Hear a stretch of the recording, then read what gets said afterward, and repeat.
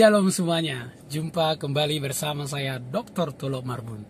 Kali ini saya akan membahas tentang 3 pandangan orang tentang virus corona. Bagaimana sikap orang terhadap corona ini. Nah, ini pengamatan saya dari akun Facebook saya secara khusus untuk orang kalangan Kristen. Ada 3 cara pandangnya.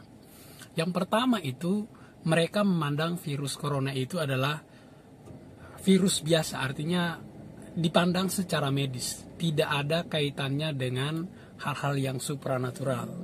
Jadi melihat corona ini adalah fakta medis yang sifatnya itu tentu lebih kepada virus atau secara medis. Tentu berbahaya, bukan menganggap remeh, bukan.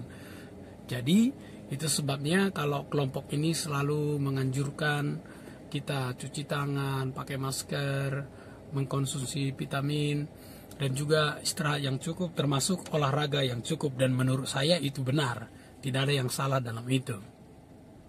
Nah, pandangan yang kedua yaitu mengkaitkan dengan hal yang supranatural. Nah, kelompok ini menganggap bahwa virus corona ini adalah seperti utusan iblis atau tangannya iblis yang mau merusak iman Kristen, yang mau melemahkan iman Kristen. Alasannya adalah mereka melihat dari sifat atau pekerjaan corona ini yang menakutkan, yang merusak, membunuh, bahkan sudah memakan banyak korban. Termasuk salah satunya yaitu gara-gara corona pintu gereja itu ditutup. Sehingga hal ini bisa melemahkan iman sebagian orang Kristen, yang khususnya mereka yang melihat ini sebagai senjatanya iblis, melemahkan iman mereka. Nah, kalau mereka yang sering ke gereja tentu kadang ada rasa, wah kok saya tidak bisa ke gereja. Nah, sekalipun bukan itu alasan utama mereka, yang paling mereka tonjolkan adalah sifatnya yang merusak, merugikan, dan yang membunuh itu sebabnya mereka mengkaitkannya dengan iblis. Lalu bagaimana mereka menyikapinya? Tentu mereka menyikapinya dari sudut pandang Kristen. Mereka menengking, mengusir dalam nama Yesus, ya, berdoa. Tentu nggak ada yang salah dalam hal ini, karena kita pun belum ada bukti yang valid untuk menyatakan ini benar iblis atau tidak. Tapi kembali lagi, sikap hati mereka itu iman mereka. Saya juga tidak bilang itu salah, karena sekali lagi saya bilang kita perlu pembuktian. Tapi jika orang itu menyikapinya seperti itu, lalu beriman seperti itu, lalu semakin dekat dengan Tuhan, menurut saya sah-sah saja. Yang ketiga yaitu adalah corona ini diizinkan oleh Tuhan. Mereka lebih melihat di sini ada keterlibatan kedaulatan Tuhan. Nah, kelompok ini menganggap bahwa Tuhan itu berdaulat, Tuhan yang mengendalikan segala sesuatu. Tidak ada satupun yang terjadi di bumi ini kalau tidak atas kehendak Tuhan atau seizin Tuhan. Artinya corona ini adalah seizin Tuhan. Dan corona ini tidak akan melebihi batas-batas yang diberikan oleh Tuhan. Sebenarnya sekalipun kita setuju bahwa corona ini adalah utusan iblis atau tangannya iblis atau pekerjaannya iblis, itu tetap ada dalam kendali Tuhan. Sama case-nya seperti kasus Ayub. Ya, Ayub itu menderita, kehilangan segalanya, tapi iblis tetap tidak bisa melewati batas yang Tuhan berikan. Itu bicara kedaulatan Tuhan. Nah, alasan kedua mereka melihat ini sebagai kedaulatan Tuhan adalah Tuhan terlibat di sini karena Tuhan mau menegur atau bahkan mungkin menghajar umat-umatnya supaya umat-umatnya lebih mengasihi Tuhan, lebih mengkhususkan dirinya dengan Tuhan. Dengan kata lain, Tuhan izinkan corona ini untuk memurnikan umat-umatnya, untuk membawa umat Tuhan semakin dekat kepada Tuhan. Lalu bagaimana tanggapan saya secara pribadi?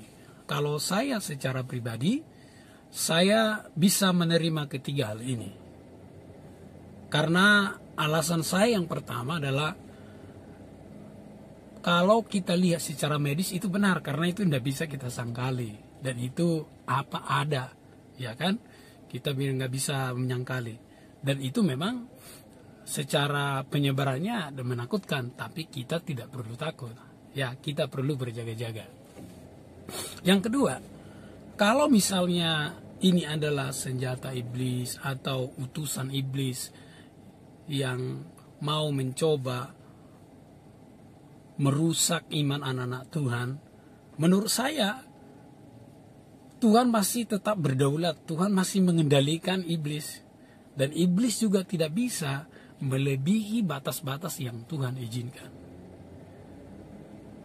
Dan kalau yang tiga, menurut saya, ini saya lebih suka melihat corona ini adalah sebagai suara Tuhan ataupun tangan Tuhan, sekalipun ini masih sifatnya spekulatif. Artinya karena tidak ada yang bisa membuktikan itu.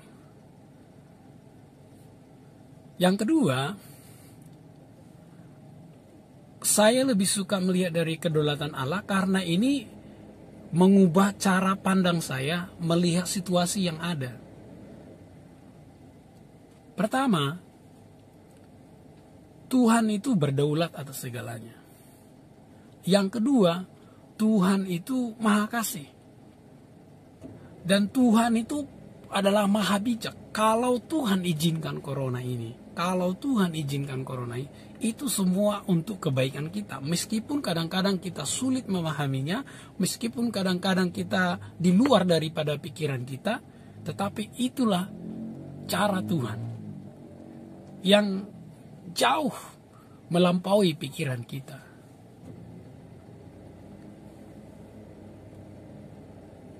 Yang ketiga, saya bisa merasakan ketenangan atau aman atau damai di tengah-tengah pandemi corona karena saya melihat Tuhan itu maha bijak.